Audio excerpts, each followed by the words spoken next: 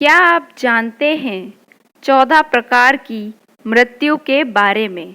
मृत्यु कितने प्रकार की होती है? नमस्कार दोस्तों, आज हम आपके लिए लाए हैं एक रोचक जानकारी, इसलिए अंत तक हमारे साथ बने रहें। यह उस समय की बात है जब भगवान श्री राम तथा लंकापति रावण के बीच युद्ध चल रहा था। श्री राम ने बाली के बुद्धिमान तथा बलशाली पुत्र अंगद को युद्ध के लिए भेजा। रावण और अंगद के बीच संवाद में मृत्यु के 14 प्रकारों के बारे में चर्चा हुई। तो आइए हम भी जानें कि क्या है मृत्यु के ये 14 प्रकार। दोस्तों, जब भगवान राम ने बाली के बुद्धिमान तथा बलशाली पुत्र अंगद को युद्ध के लिए भेजा, तब अंगद ने रावण से कहा, तू तो मरा हुआ है, मरे हुए को मारने से क्या फायदा? रावण बोला, मैं जीवित हूँ, तेरे साथ युद्ध कर रहा हूँ, मरा हुआ कैसे?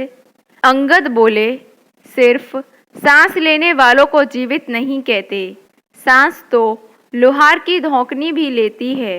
इस तरह उस समय अंगद ने एक श्लोक सुनाकर रावण को मृत्यु के 14 प्रकार बताए, जो इस प्रकार हैं।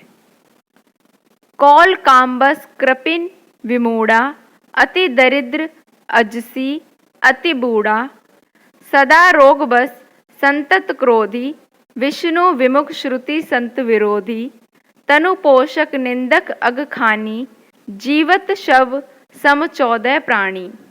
आइए अब इसका अर्थ समझते हैं। 1. कामवश।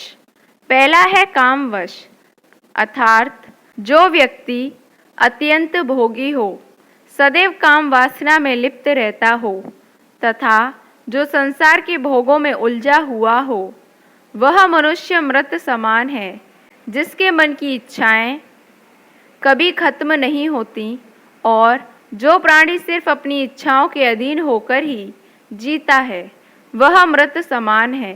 वह अध्यात्म का सेवन नहीं करता है, सदैव वासना में लीन रहता है। 2. वाम मार्गी। जो व्यक्ति पूरी दुनिया से उल्टा चले, जो संसार की हर बात के पीछे नकारात्मकता खोजता हो, नियमों, परंपराओं और लोक व्यवहार के खिलाफ चलता हो, वह वाम मार्गी कहलाता है। ऐसे काम करने वाले लोग मृत समान माने गए हैं। 3. कंजूस। अति कंजूस व्यक्ति भी मृतक के समान ही है। जो व्यक्ति धर्म कार्य करने में, आर्थिक रूप से किसी कल्याणकारी कार्य में हिस्सा लेने में हिचकता हो, गरीबों वंचितों को दान करने से बचता हो, ऐसा आदमी भी मृतक समान ही है। 4. अति दरिद्र। गरीबी सबसे बड़ा श्राप है। जो व्यक्ति धन, आत्मविश्वास, सम्मान और साहस से हीन हो, वह भी मृत ही है। अत्यंत दरिद्र भी मरा हुआ है। गरीब आदमी को दुत्कारना नहीं चाहिए, क्योंकि वह पहले से ही मरा हुआ होता है। दरिद्र नारायण मानकर उनकी मदद करनी चाहिए। 5. मूर्ख व्यक्ति। अत्यंत मूढ़ यानी मूर्ख व्यक्ति भी मरा हुआ ही होता है। जिसके पास बुद्धि विवेक ना हो, जो खुद निर्णय ना ले सके, यानी हर काम को समझने या निर्णय लेने में किसी अन्य पर आश्रित हो, ऐसा व्यक्ति भी जीवित होते हुए मृतक के समान ही है। मूढ़ अध्यात्म को नहीं समझता। 6. कुख्यात। जिस व्यक्ति को संसार में बदनामी मिली हुई है, वह भी मरा हुआ है।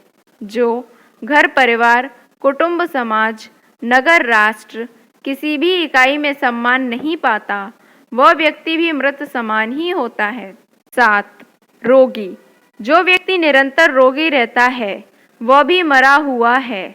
स्वस्थ शरीर के अभाव में मन विचलित रहता है, नकारात्मकता हावी हो जाती है और व्यक्ति मृत्यु की कामना में लग जाता है।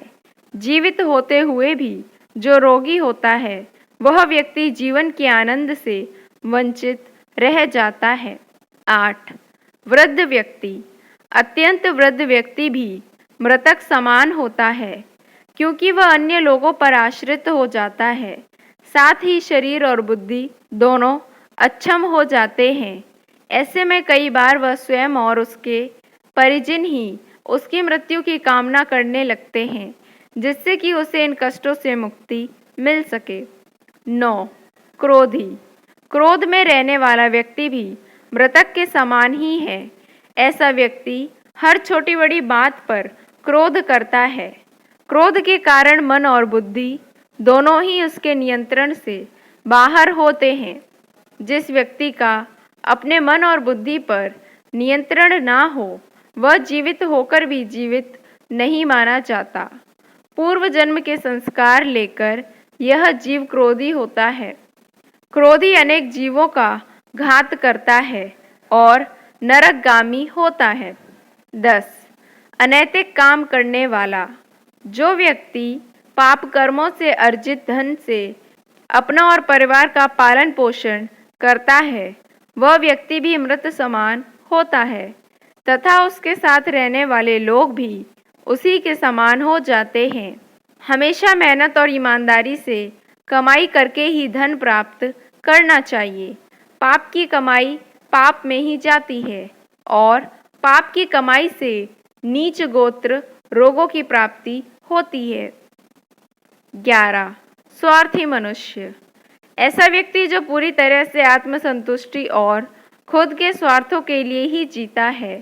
संसार के किसी अन्य प्राणी के लिए उसके मन में कोई संवेदना ना हो, ऐसा व्यक्ति भी मृतक समान ही है। जो लोग खाने पीने में या फिर हर बात में सिर्फ यही सोचते हैं कि सारी चीज़ें पहले हमें ही मिल जाएं, बाकी किसी अन्य को मिले ना मिले, वे मृत समान होते हैं। ऐसे लोग समाज और राष्ट्र के लिए अनुपयोगी होते हैं। शरीर को अपना मानकर उसमें रत रहना मूर्खता है, क्योंकि यह शरीर विनाशी है, यानी नष्ट हो जाने वाला है। 12. निंदक। अकारण निंदा करने वाला व्यक्ति भी मरा हुआ होता है, जिसे दूसरों में सिर्फ कमियां ही नजर आती हैं। जो व्यक्ति किसी के अच्छे काम की भी आलोचना करने से नहीं चूकता है, ऐसा व्यक्ति जो किसी के पास भी बैठे तो सिर्फ किसी न किसी की बुराई ही करे, वह व्यक्ति भी मृत समान होता है। पर निंदा करने से नीच गोत्र का बंध होता है। 13. नास्तिक। जो व्यक्ति ईश्वर यानी परमात्मा का विरोधी है, वह भी मृत समान है।